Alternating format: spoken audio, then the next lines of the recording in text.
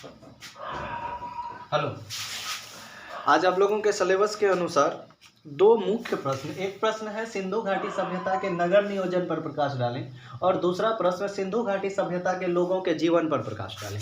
इन दोनों ही प्रश्न यानी सिंधु घाटी सभ्यता से बस ये दो ही मुख्य प्रश्न बन रहे हैं आपके सिलेबस में। इनका सॉल्यूशन करने का प्रयास करेंगे, आंसर लिखने का प्रयास करेंगे। जैसा कि आप लोग जानते हैं कि जो आंसर राइटिंग है, चाहे ग्रेजुएशन के लिए हो या कोई सिविल सेवा एग्जाम के लिए हो, वो एक पेज का काम नहीं चलता है। मैट्रिक और इंटर के लिए एक पेज दो पेज जो है लॉन्ग क्वेश्चन का 2 पेज लिख दिए तो बहुत बड़ी बात हो गई, नहीं चलेगा। कम से कम आपको 3 पेज नहीं तो 4 से 5, कभी कभी तो 6 पेज भी लिखना पड़ता है प्रत्येक प्रश्न को। तो उसके लिए आपको आंसर को अलग अलग डायमेंशन पर तोड़ना पड़ेगा, उसी के बाद ही आप आंसर को लिख पाएंगे। अगर आप ढेर सारा डायमेंशन का विस्तार नहीं कर पाते हैं तो आंसर को नहीं लिख पाएंगे।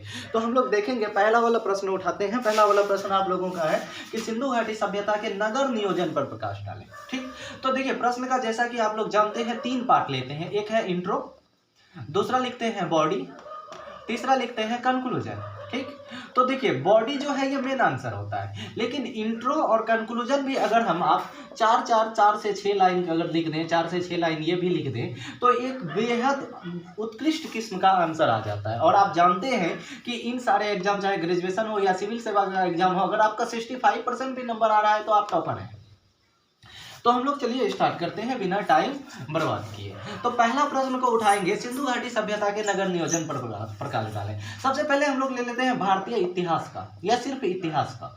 इतिहास के अगर थोड़ा सा इंट्रोडक्शन अगर देखना चाहें कि इतिहास होता क्या है, तो इतिहास क्या है कि पुराने समय के लोगों के जीवन, आर्थिक स्थिति, सामाजिक स्थिति का अध्ययन करना, समझना और उसके अनुसार अपने निष्कर्ष निकालना इतिहास कहलाता है। लेकिन इतिहास को हम लोग 3 भागों में बांटे हैं। पहला है प्राग ऐतिहासिक काल। इतिहास के काल को 3 भागों में बांटे हैं, प्राग ऐतिहासिक काल, दूसरा है ऐतिहासिक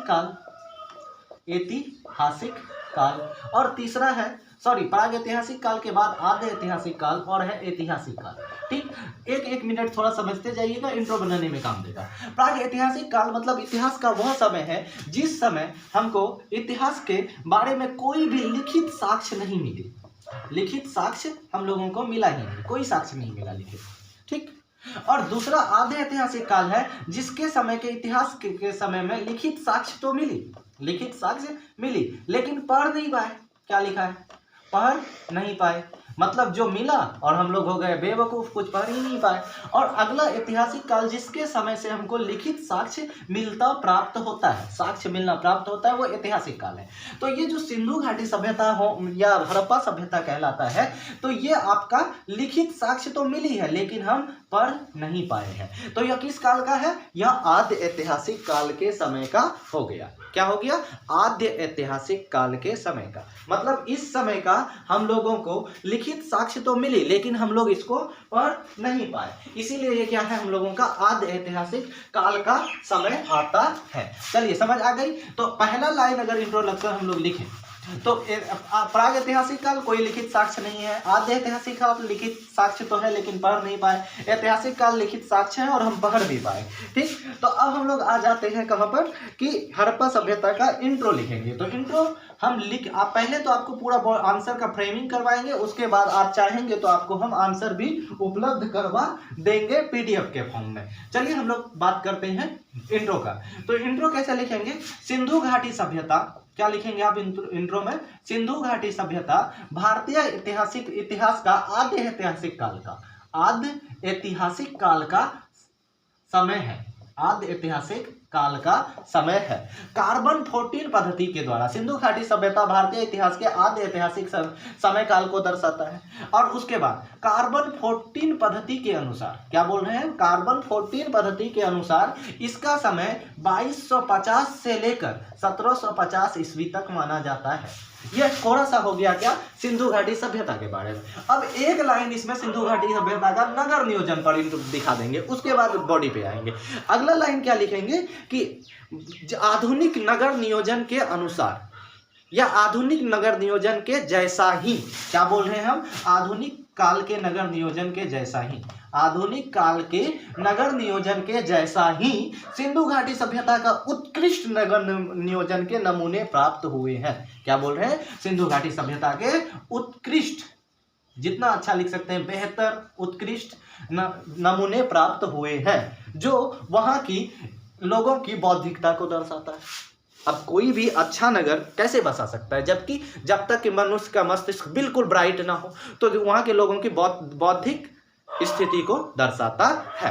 अब इसकी नगर नियोजन की प्रमुख विशेषताएं निम्न है। इसकी नगर नियोजन की, फुल स्टॉप के बाद लिखेंगे, इसकी नगर नियोजन की प्रमुख विशेषताएं निम्न है। मैं एक बार रिपीट करता हूं, क्या क्या आप इंट्रो में लिख सकते हैं। सिंधु घाटी सभ्यता भारतीय इतिहास के आद्य ऐतिहासिक काल को दर्शाता है। इसमें इस कार्बन 14 पद्धति के अनुसार 2250 से लेकर 1750 ईस्वी तक इसके काल को निर्धारित किया गया है। आधुनिक काल के उत्कृष्ट नगर नियोजन या आधुनिक काल के नगर नियोजन के जैसा ही उस समय के नगर नियोजन की स्थिति है या विशेषताएं हैं, जो इसकी वहां के लोगों की, उस समय के लोगों की बौद्धिक विशेषता को दर्शाता है। इसकी नगर नियोजन की विशेषताएं निम्न प्रकार है। 4-6 लाइन यहां पर हो गया, ठीक। अब विशेषताएं निम्न प्रकार है, तो अब आप सोचिए कि कोई भी उत्कृष्ट नगर कैसे कैसे होता है। तो हेडलाइन बनाएंगे आप कि यहाँ की सड़क व्यवस्था कैसी थी, ठीक। उसके बाद आप हेडलाइन बनाएंगे, सड़क व्यवस्था कैसी थी, हेडलाइन बना देंगे सड़क। तो सड़क लिखेंगे, सड़क लिखेंगे कि सिंधु घाटी सभ्यता के सड़कें, क्या लिखेंगे इसमें, सिंधु घाटी सभ्यता की सड़कें आधुनिक सड़कों जैसी उत्कृष्ट, चौड़ी और काफी अच्छे किस्म की थी। क्या बोल रहे हैं, सिंधु घाटी सभ्यता की सड़कें आधुनिक, यानी वर्तमान से कंपेयर करना सीखिए। अगर वर्तमान से कंपेयर करके आंसर लिख रहे हैं तो आपका आंसर बेहद बेहतर हो जाएगा। आपको हम बताएंगे कहाँ कहाँ वर्तमान से कंपेयर होगा, और सरकार की योजनाएं भी आ जाएगी इतिहास में, देखना कैसे। तो सिंधु घाटी सभ्यता की सड़कें काफी चौड़ी थी, जो आधुनिक सड़कों जैसी दिखती है। उसके बाद इसकी चौड़ाई मुख्य सड़कों की चौड़ाई लिखेंगे, फुल स्टॉप के बाद, मुख्य सड़कों की जो चौड़ाई थी, मुख्य सड़कों की चौड़ाई 33 फुट थी। क्या थी, 33 फुट थी। उसके बाद सड़कें एक दूसरे को समकोण पर काटती थी। ये देखिए कितनी अच्छी व्यवस्था है, टेढ़ा मेरा बात नहीं, सड़कें एक दूसरे को समकोण पर काटती थी, ठीक। सिंधु घाटी की सड़कें की चौड़ाई लगभग 33 फुट है, एक दूसरे को समकोण पर काट रही है, बिल्कुल सीधा। देखिए फिगर से समझिए, ये है सड़कें, ये है सड़कें, एकदम बिल्कुल समकोण पर काट रही है, सीधा सड़क है। सोचिए कितना उत्कृष्ट तरीके से नगर को बसाया गया होगा। सड़कें बिल्कुल सीधी एक दूसरे को समकोण पर काटती थी। जो सहायक सड़कें थी, जो कम से कम चौड़ी थी, इसमें लिखेंगे सहायक सड़कें जो कम से कम चौड़ी थी, वो भी कम से कम 4 फीट की थी। अभी के शहर में 3 फीट चौड़े सड़क है, कार घुसेगा नहीं, ठीक। सहायक सड़कों की भी चौड़ाई कितनी थी, 3 फीट थी। प्रत्येक सहायक सड़क जाके मुख्य सड़क से मिल जाता था। देखो ये मुख्य सड़क है, अगर इसको हम मुख्य सड़क माने तो ये सहायक सड़क, ठीक। इधर से भी सहायक सड़क, मतलब हर तरफ से ये सहायक सड़क। और यहाँ पर क्या है, घर बसे हुए हैं। क्या है, घर बसे हुए, देख रहे हैं, इस तरह का नगर नियोजन दिखा रहा है। तो ये सड़कों की विशेषता हो गई। 4-6 लाइन, एक पेज हो गया आपका। अब नेक्स्ट पेज अगर आप चाहें तो लिखेंगे यहाँ की नालियों के बारे में। अभी देख रहे हैं बारिश हो रहा है, मेरे शहर में तो पानी जम जाता है चारों तरफ, लेकिन उस समय देखिए कि सिंधु घाटी के लोग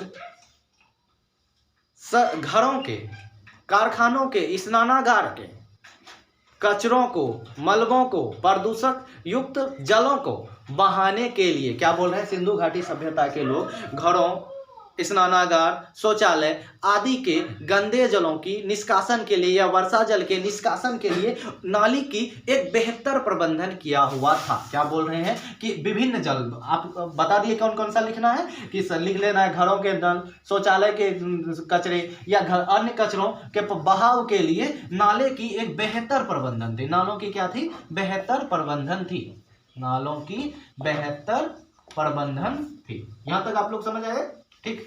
तो नालों की बेहतर प्रबंधन थी। अब अगर हम बात करें कि यहाँ के जो है मुख्य नाले थे, और जिस तरह यहाँ सड़क प्रबंधन है ना, उसी तरह नालों की भी व्यवस्था थी। क्या बोल रहे हैं, सड़क प्रबंधन की तरह नालों की भी व्यवस्था थी। जैसे कि एक मुख्य नाला होता था और अन्य नाला लोगों के घरों से आकर जो है मुख्य नाले में जुड़ जाते थे। अब नाले के बारे में यहाँ हो गई। और लिखना है कि नाले को ढका हुआ होता था, पक्की ईंटों के छत द्वारा नालों को ढक दिया जाता था। अभी देख रहे हैं सड़क बन रहा है, उसके बाद याद आता है नाला बना ही नहीं, लेकिन वहां सड़क के साथ साथ नाला चलते थे और नाले को ढका हुआ रहता था ताकि उसका बदबू सड़क पर ना फैले, लोगों पर ना फैले। तो नाले ढके हुए होते थे।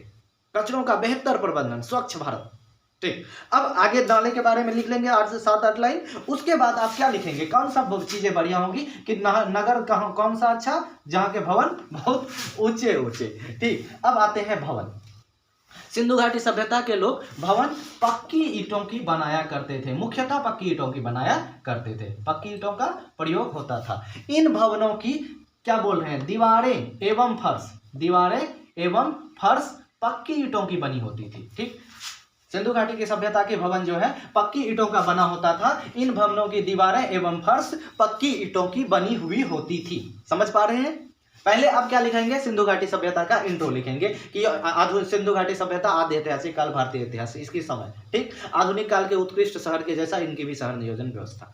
4-6 लाइन हो गई। उसके बाद लिखेंगे इसकी शहर नियोजन की विशेषताएं निम्न प्रकार है। पहले लिखेंगे सड़क। सड़क के बारे में आपको बताएं कि सिंधु घाटी की सभ्यता सड़क जो है बहुत बेहतर है, लंबाई चौड़ाई आप बता देंगे कि मुख्य सड़क लगभग 33 फुट, अन्य सड़कें 4 फुट। याद नहीं भी रहे तो लिखेंगे मुख्य सड़कें अधिक चौड़ी होती थी, अन्य सड़कें कम चौड़ी होती थी। सड़कें एक दूसरे को समकोण पर काटती थी। ठीक, उसके बाद मुख्य सड़कों से आके सहायक सड़कें जुड़ी हुई होती थी और सहायक सड़कों के बगल में घड़े बने हुए होते थे। अब आते हैं नालियां। नालों की बेहतर प्रबंधन थी। नाले जो है मुख्य नाला, सहायक नाला, उसके बाद क्या बताए, नाले ढके हुए। ठीक, उसके नालों में कौन कौन सा पानी बहता है वो सब लिखना है आपको। उसके बाद भवन, भवन पक्की ईंटों की बनी हुई होते थे।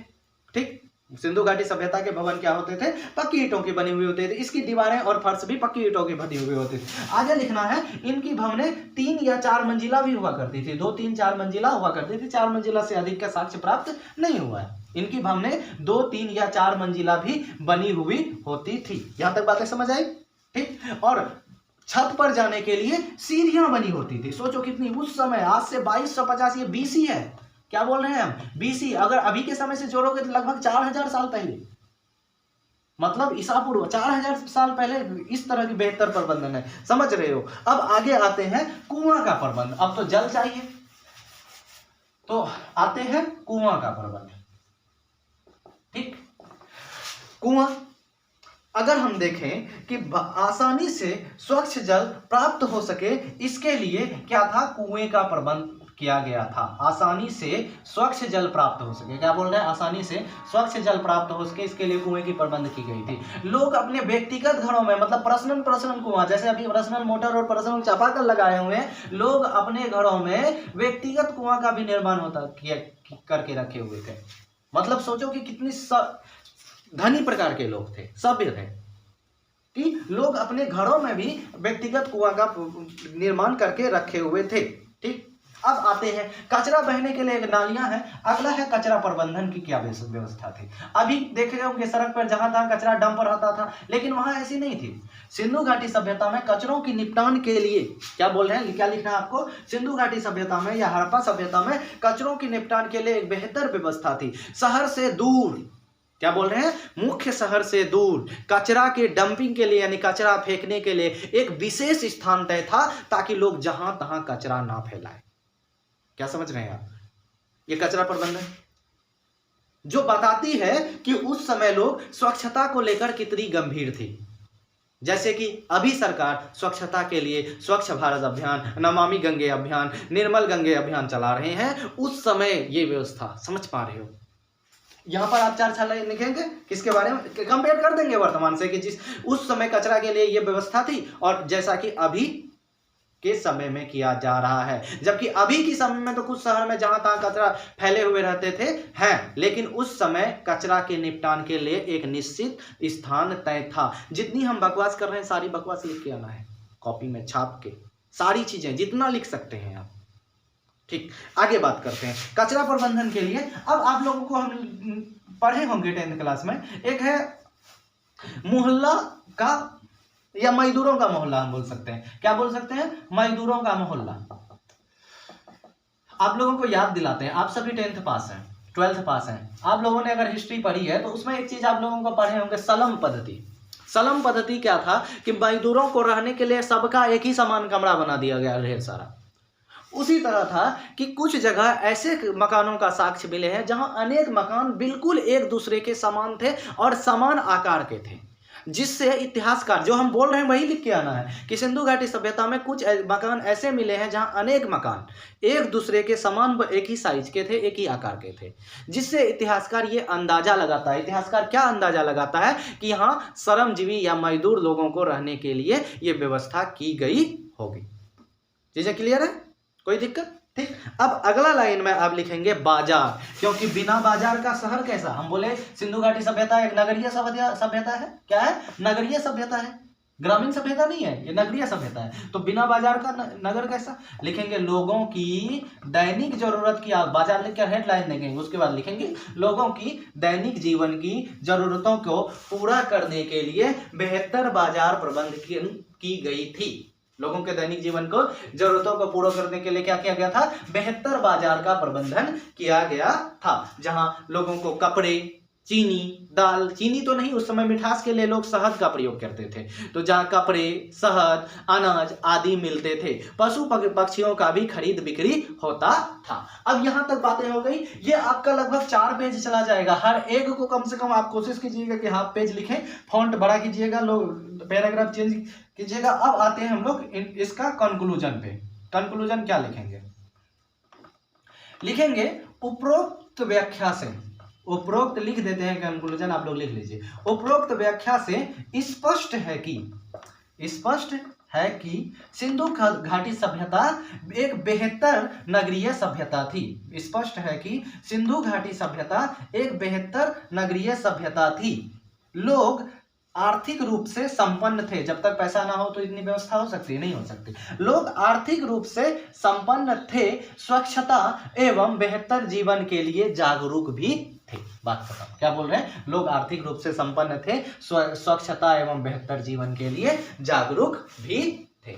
ठीक, यहां तक आपका क्लियर हो गया। अगर नहीं आया समझ में तो स्पीड स्लो कीजिए, स्पीड अधिक कीजिए, जैसा आपको सुविधा लगे। एक बार फिर से समझ लीजिए, आप बिल्कुल पढ़ के मत जाइए, आपको एग्जाम हॉल में हम ही याद आएंगे। ठीक, टेंशन मत लीजिए। ठीक, हाँ, चलिए अगला सवाल की ओर जाते हैं। सिंधु घाटी की सभ्यता के लोगों के जीवन पर प्रकाश डालें। मिटाने के लिए कपड़ा कागज का प्रयोग करना पड़ता है। चुड़ैल स्कूल से ले आना डस्टर रे, भिजवा देना। तो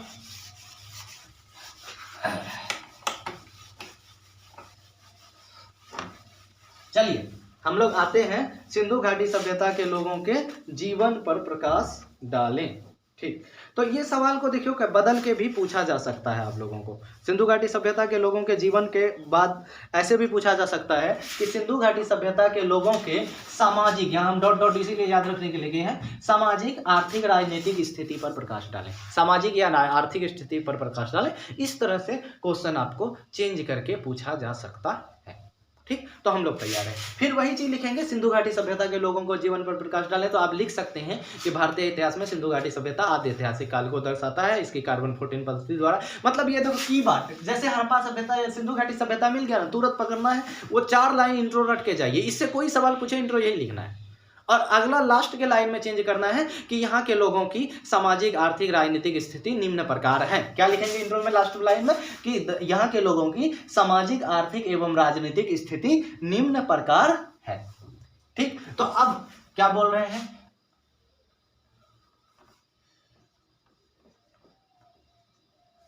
जीवन की स्थिति, बिल्कुल इसी तरह ग्राफ बनाइएगा, हम जैसे बता दे रहे हैं। जीवन की स्थिति लिखेंगे, पेज पे इस तरह एक जो है फ्लो चार्ट बनाएंगे। फ्लो चार्ट पे आप लिखेंगे जैसा कि हम लिख रहे हैं, बिल्कुल लिखेंगे।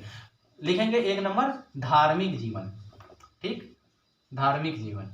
उसके बाद लिखेंगे आप आर्थिक जीवन, आगे पीछे कर सकते हैं, कोई दिक्कत नहीं। सामाजिक जीवन। ठीक, उसके बाद आप लिखेंगे राजनीतिक जीवन, और एक पॉइंट लिख सकते हैं सांस्कृतिक जीवन, राजनीतिक जीवन। एक और पॉइंट सांस्कृतिक जीवन लिख सकते हैं, कोई दिक्कत नहीं है। ठीक, ये सब लिख देंगे। उसके बाद ये लिख के आगे आप धार्मिक जीवन को क्या, या हम 1 नंबर ले रहे हैं आर्थिक को, एक्सप्लेन करने में थोड़ा आसान होगा, इसको भी आप लिख सकते हैं, कोई दिक्कत नहीं। आर्थिक जीवन को हेडलाइन बनाएंगे।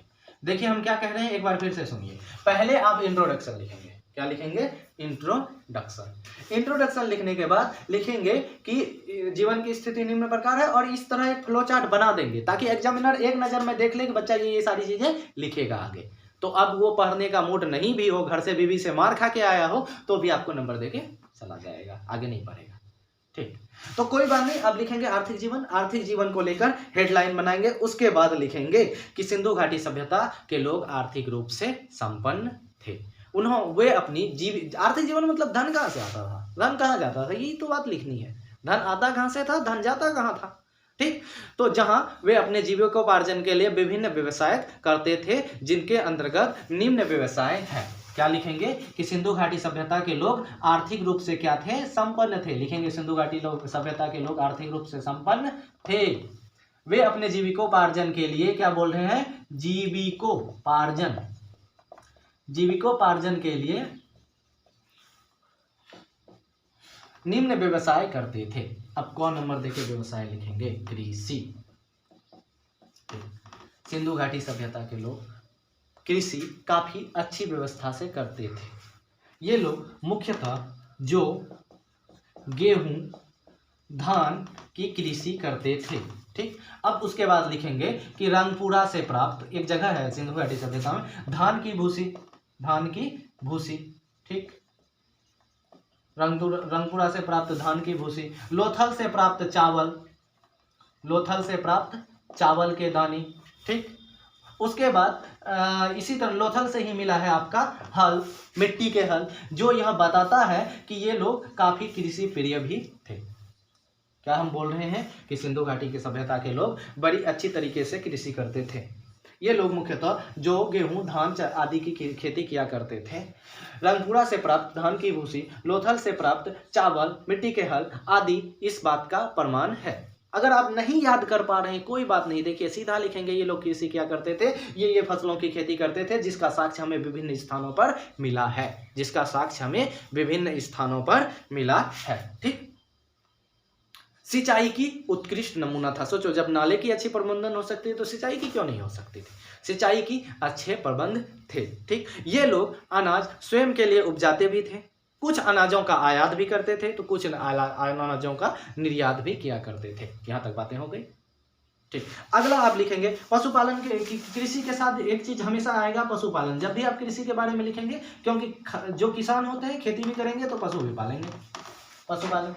तो सिंधु घाटी की सभ्यता आपको पता होगा कुबर वाला संग्रह मिला है, तो बैल गाय, पशुपालन में पक्षियों का भी ये लोग पालन किया करते थे। सुअर भेड़ हाथी ऊंट बकरी का पालते थे। और क्या बोल रहे हैं, गाय बैल सुअर हाथी ऊंट बकरी आदि पाला करते थे।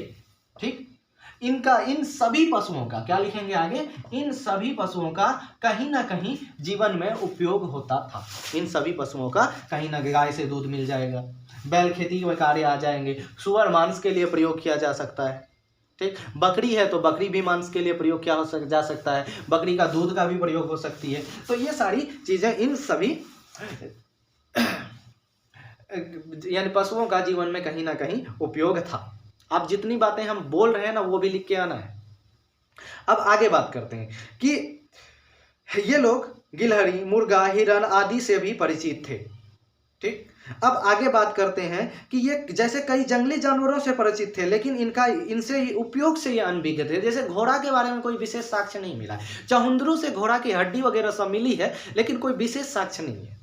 ठीक, उसके बाद आते हैं, तो ये तो आ गया आपका कि आर्थिक जीवन में कृषि पशुपालन। उसके बाद वाणिज्य मतलब होता है व्यापार, थोड़ा अंतर है लेकिन व्यापार मान सकते हैं, वाणिज्य या व्यापार लिखेंगे। तो ये तो नगरीय सभ्यता थी, नगर सभ्यता व्यापार पर ही तो स्थित होती है। तो लिखेंगे इन लोगों का मुख्य व्यवसाय ही व्यापार था। सिंधु घाटी सभ्यता के लोगों की मुख्य व्यवसाय ही व्यापार था। ये लोग आंतरिक एवं बाहरी दोनों प्रकार के व्यापार करते थे, आंतरिक एवं बाहरी दोनों प्रकार के व्यापार करते थे। आंतरिक व्यापार मतलब शहर के अंदर होने वाला व्यापार, इस मोहल्ले के लोग उस मोहल्ले में बेच रहा है सामान, और बाहरी व्यापार जो विदेशों से होते थे। इन लोगों का बाहरी व्यापार क्या बोल रहे हैं, इन लोगों का बाहरी व्यापार मेसोपोटामिया,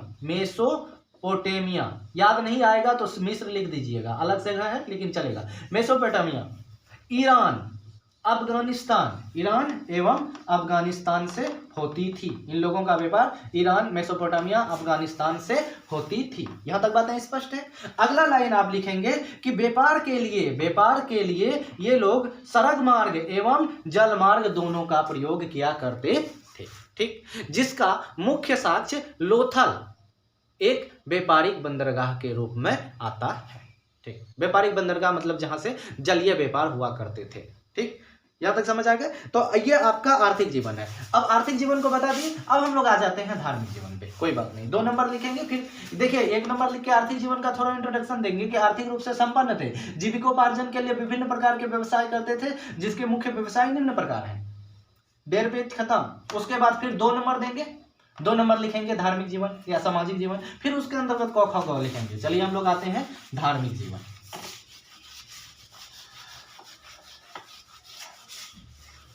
तो धार्मिक जीवन लिखेंगे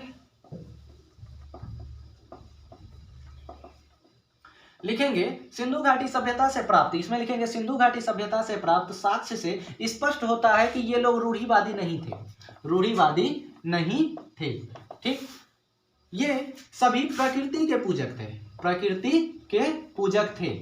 के पूजक जो प्रकृति को ज्यादा नुकसान नहीं पहुंचाएगा, याद रखिएगा। ये लोग पशु पक्षी एवं पौधा का पूजा किया करते थे। पशु पक्षी एवं पौधा का पूजा किया करते थे। पीपल के पेड़ का पौधा का साक्ष्य मिला है। पशु पक्षी एवं पौधा का पूजा किया करते थे। कई जगह पीपल के पेड़ के पूजा का साक्ष्य मिला है। कुबर वाला सांड जो है क्या थी, पूजनीय थी इन लोगों के लिए पशु में। अब पौधा में हम बोले पीपल का पेड़, लिख सकते हैं आप आराम से। ठीक, उसके बाद अगर आगे देखें तो धार्मिक जीवन में रूढ़िवादी नहीं थे। कहीं भी मंदिर का साक्ष्य प्राप्त नहीं हुआ है। क्या बोल रहे हैं, किसी जगह भी मंदिर का साक्ष्य नहीं प्राप्त हुआ है। ठीक, एक जगह क्या था कि एक स्त्री के पेट से, क्या बोल रहे हैं, स्त्री के पेट से इस तरह से वृक्ष को निकलते हुए दिखाया गया है। इतिहासकारों ने इसे मातृ देवी की संज्ञा दी है। क्या, मातृ देवी की संज्ञा दी है, जो संभवतः मातृ देवी की चीजों को बताता है कि ऐसा स्पष्ट होता है कि ये लोग मातृ पूजक थे या मातृ देवी की पूजा करते थे, प्रकृति के पूजक। इसी से स्पष्ट होता है कि प्रकृति के पेट से पौधा निकल रहा है, उसी पौधे से जीवन यापन कर रहा है, तो बता रहा है कि स्थिति जो है मातृ पूजक है या मातृ देवी की पूजा करते हैं। इतने, इसमें तो कोई खगो नहीं बना, ये हाफ पेज चला जाएगा। ठीक, कोई मंदिर का साक्ष्य नहीं है, रूढ़िवादी नहीं थे, पशु पक्षी एवं पौधे का पूजा क्या करते थे, प्रकृति के पूजक थे। मुख्यतः जो है मातृ देवी की पूजा का साक्ष्य मिला है। उसके अलावा एक है पशुपतिनाथ का साक्ष्य मिला है। पशुपतिनाथ हमारे महाराज भोले जी, बहुत पुराने हैं है ना। पशुपतिनाथ का साक्ष्य मिला है। एक देवता को दर्शाया गया है जिसके चारों ओर जो है बैल, सांप, बिच्छू आदि को दर्शाया गया है, जो स्पष्ट है कि वे लोग पशुपतिनाथ अर्थात शिव का पूजा भी करते थे, शिव के उपासक भी थे। ठीक, तो यह धार्मिक जीवन हाफ पेज चला जाएगा। उसके बाद आते हैं सामाजिक जीवन पे। सामाजिक जीवन ढेर सारी चीजें आएगी, देखते हैं क्या बात करते हैं हम लोग सामाजिक जीवन का। ठीक, 3 नंबर देंगे आप और लिखेंगे सामाजिक जीवन। सामाजिक जीवन लिखेंगे सिंधु घाटी सभ्यता का समाज काफी सरल था। सिंधु घाटी सभ्यता के समाज काफी सरल थे। समाज में वर्ण व्यवस्था नहीं था, हम लिख दे रहे हैं इसको। ठीक, सिंधु घाटी सभ्यता के समाज काफी सरल थे। के समाज काफी सरल थे। ठीक, सरल थे। समाज में वर्ण व्यवस्था नहीं था, वर्ण व्यवस्था नहीं था। ठीक, परिवार एकल और संयुक्त दोनों परिवार का साक्ष्य मिला है। समाज में क्या बोल रहे हैं, एकल और संयुक्त दोनों परिवार का साक्ष्य मिला है। समाज में वर्ण व्यवस्था नहीं था, लेकिन समाज 4 भागों में बटा हुआ था। लेकिन समाज हम लिख रहे हैं 4 भागों में बटा था, 4 भागों में बटा था। ठीक, तो अब देखेंगे कि समाज जो है 4 भागों में कैसे बटा हुआ था। ठीक, तो पहला अगर हम व्यवस्था देखें समाज का कि 4 भाग कैसे थे। पहला था विद्वान लोग। पहले भाग क्या है समाज के, विद्वान लोग। ऐसे लिखेंगे विद्वान, 4 भागों में बटा था, उसके लिखे 1 नंबर विद्वान देंगे। विद्वान में कौन कौन से आ सकते हैं, विद्वान में आ जाएंगे आपका जो है शिक्षक हो जाएगा, वैद्य हो जाएगा, ज्योतिष हो जाएगा, पुरोहित हो जाएगा। आप लिख देंगे यहाँ पर शिक्षक, वैद्य, ज्योतिष और पुरोहित। ठीक, उसके बाद विद्वान के बाद आप कौन लिखेंगे, योद्धा या प्रशासनिक अधिकारी।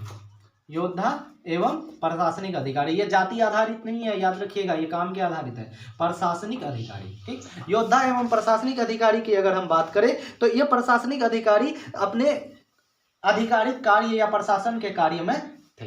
हालांकि कोई अस्त्र शस्त्र का प्रमाण नहीं मिला है तो ये योद्धा वाली स्थिति स्पष्ट नहीं है, लेकिन सुरक्षा का तो थोड़ा बहुत व्यवस्था होगा। ठीक, उसके बाद अगला बात करेंगे व्यवसायी। व्यवसायी में व्यापारी और उद्योगपति, यहां लिखेंगे व्यापारी एवं उद्योगपति। ठीक, और तीसरा आप लिखेंगे श्रमजीवी, जो कि हम आप बोले मजदूरों का मोहल्ला मिला है, पिछले क्वेश्चन में बताए श्रमजीवी। श्रमजीवी मजदूरी करने आदि के लिए। ठीक, तो ये सामाजिक जीवन की व्यवस्था है। अब समाज में लोग भोजन कैसे करते थे, आगे ख नंबर लिखेंगे या इसी में लिखते चलेंगे, क ख नहीं करेंगे, भोजन लिख के हेडलाइन दे देंगे भोजन। तो लिखेंगे ये लोग शाकाहारी एवं मांसाहारी दोनों प्रकार के भोजन करते थे। मिठास के लिए शहद का प्रयोग करते थे। क्या बोल रहे हैं, शाकाहारी एवं मांसाहारी दोनों प्रकार के भोजन करते थे। एवं मिठास के लिए किसका प्रयोग करते थे, मिठास के लिए शहद का प्रयोग होता था। ठीक, यहां तक बातें स्पष्ट है, कोई दिक्कत नहीं। मिठास के लिए शहद का प्रयोग करते थे। अब वेशभूषा या आभूषण देखेंगे। वेशभूषा लिखेंगे स्त्रियों एवं पुरुषों के वेशभूषा में कोई अंतर नहीं था, दोनों लगभग एक समान वस्त्रों का धारण करते थे। स्त्री और पुरुष दोनों ही आभूषण का प्रयोग किया करते थे। सर से लेकर पांव तक काफी ज्यादा आभूषण का प्रयोग होता था। इसके नीचे इस वेशभूषा के बाद लिखेंगे आप मनोरंजन। लिखेंगे ये लोग मनोरंजन के लिए अनेक उपाय क्या करते हैं, जैसे पशु पक्षियों को लड़ाना, मुख्यतः मुर्गे की लड़ाई। मनोरंजन के लिए अनेक उपाय, पशु पक्षियों को लड़ाना, अब मुख्यतः मुर्गे की लड़ाई। शिकार करना, मुर्गे की लड़ाई, उसके बाद क्या बोल रहे हैं, शिकार करना और जुआ खेलना इन लोगों का मुख्य मनोरंजन का साधन था। यह सामाजिक जीवन हो गया। ठीक, अब हम लोग आते हैं किस पे, राजनीतिक जीवन पे। आगे बढ़े। अगर आपको समझ नहीं आया तो एक बार बैक कीजिए, दोबारा आ जाएगा समझ में। आर्थिक देख लिए, धार्मिक देख लिए, अब क्या बोल रहे हैं, राजनीतिक जीवन पे। तो आप 4 नंबर देके राजनीतिक जीवन लिखेंगे, हेडलाइन बनाएंगे राजनीतिक जीवन। ठीक, तो राजनीतिक जीवन की जब बात करते हैं तो बोलेंगे कि यहाँ किसी भी प्रकार का अस्त्र शस्त्र का जो है प्रमाण नहीं मिला है, जिससे स्पष्ट होता है कि ये लोग शांति प्रिय थे। किसी प्रकार का राजशाही व्यवस्था नहीं था, तो इससे ये स्पष्ट होता है कि गणतांत्रिक व्यवस्था रही होगी। पूरा एक्सप्लेन करेंगे कि किसी प्रकार का अस्त्र शस्त्र का या अस्त्रालय का प्रमाण नहीं है, जिससे स्पष्ट होता है कि शासन राजतंत्रात्मक नहीं रही होगी, शासन जो है गणतंत्रात्मक रही होगी। इसके अलावा कुछ इतिहासकार यह संभावना जताते हैं कि शासन जो है व्यवसाय वर्ग को लोगों में रही होगी, व्यवसायिक वर्ग के हाथों में रही होगी। ठीक, अब आते हैं हम लोग सांस्कृतिक जीवन पे। 5 नंबर देखें, सांस्कृतिक जीवन। सांस्कृतिक मतलब परंपरा। ये लोग बहुत प्रकृति पूजक थे, यहां तक लिखेंगे। रूढ़िवादी नहीं थे, धार्मिक जीवन की थोड़ी बातें ले आएंगे। ठीक, हाँ, संस्कृति में लिख सकते हैं कि मात्र सत्तात्मक चीजें थी, मात्र सत्तात्मक समाज था, जो सामाजिक जीवन में भी लिख सकते हैं। और उसके बाद अंत में कंक्लूजन। कंक्लूजन आप क्या लिखेंगे, उपरोक्त विवरणों से स्पष्ट है कि, या दूसरा लाइन इस प्रकार से लगाएंगे, इस प्रकार हम कह सकते हैं कि सिंधु घाटी सभ्यता का लोगों की जीवन काफी उत्कृष्ट प्रकार का था।